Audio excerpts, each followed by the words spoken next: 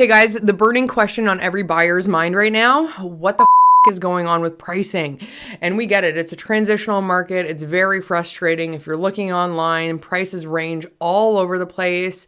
Very confusing. So we wanted to just have a quick conversation and break it down for you. Yeah, and this very much is a conversation, no editing, no fancy cuts. We just want to talk, be upfront with you guys, talk about what we're seeing on the buying end, on the selling end, why people are choosing the strategies they're using, what we think is effective, and what we think is futile in this market.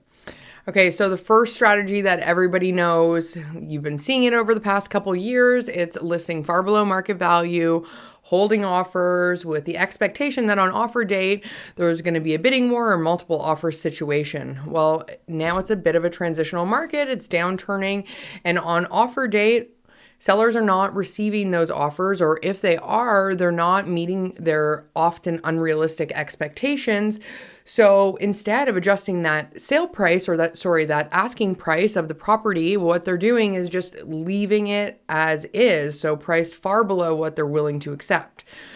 Yeah, and I think a lot of times what's actually happening is people are looking at what's happening during the showing periods, but not actually accounting for the outcome that they want. Because when you're keeping your price lower, yeah, you'll probably end up getting more showings and you may end up getting more offers. The problem is without a set offer date, you're just going to be dealing and sifting through a lot of garbage. And that's really what we're seeing. These homes that are extending their time on the market with that initial under market value price are opening themselves up to a pool of buyers that realistically the sellers have no interest in. And so that's where we think an adjustment of price is necessary, or, re-entering into that conversation with the sellers. Yeah, absolutely. And it's frustrating for a buyer as well. If you're seeing a property that's been on the market for, let's say, 21 days, it's listed $200,000 below what the seller is willing to accept. It's very confusing for everyone involved, and it warrants a call definitely to the listing agent to find out if that is actually the seller's expectation. Yeah, now to be fair and to play devil's advocate a little bit, one of the things that we're noticing is a lot of buyers who are looking on realtor.ca or House Sigma or Zillow. The issue is when you're priced at market value, but all your competition is below market value, it doesn't make you look very good comparatively speaking. I actually think that, and I don't know why they haven't yet, they should have a set offer date filter. And that would solve so many problems. Anyway, I digress.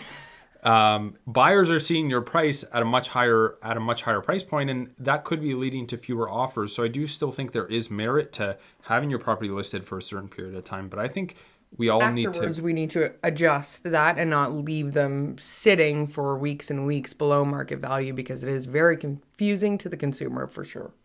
All right, up next is pricing at market value. Yeah, so wouldn't it be nice if everybody just priced at what their expectations were? The problem with that is that buyers are so used to, over the past couple years, shopping in a price range $200,000 below what they could afford.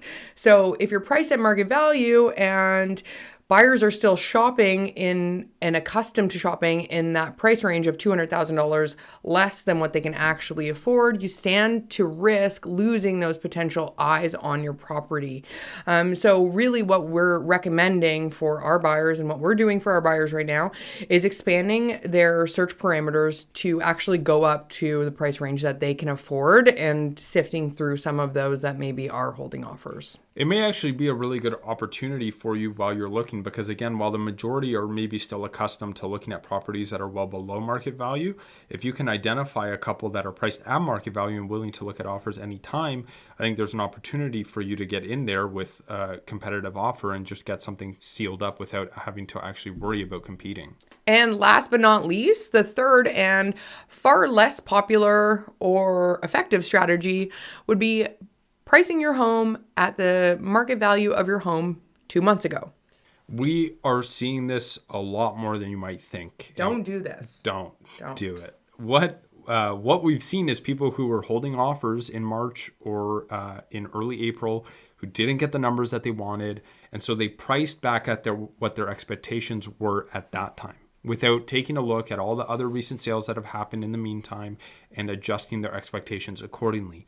And we get it. You're looking out for your bottom line. But if you need to sell your home, pricing based on last month's sales is going to do you no good. And it's strangely similar to what we were telling buyers in an uptrending market, which is, listen, we know that the perception right now is that you're buying above market value, but in a couple months, assuming the market continues in the way that it is, you're going to be really happy that you ended up buying.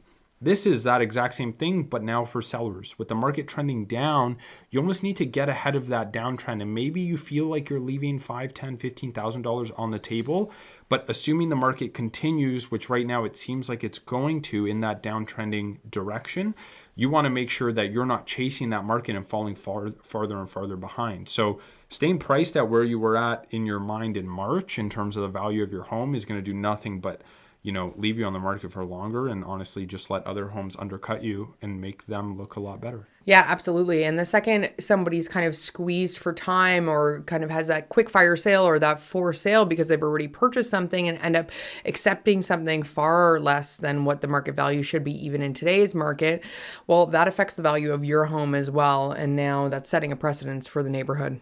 Yeah, absolutely. So I think the most important thing to understand as a seller is just staying up to date with what's going on and understanding that right now the market is trending down. And so you need to be getting ahead of that when you're actually considering the sale of your home. So having realistic expectations and not holding out, because a few months ago you could hold out and prices were going up, which was great. Now it's a little bit of the opposite. So if you need to sell, you kind of need to have a bit of a quicker trigger and just know what your numbers are and try and stick to those thresholds. Yeah, absolutely. And if you have any questions about this, feel free to give us a call or shoot us a DM anytime.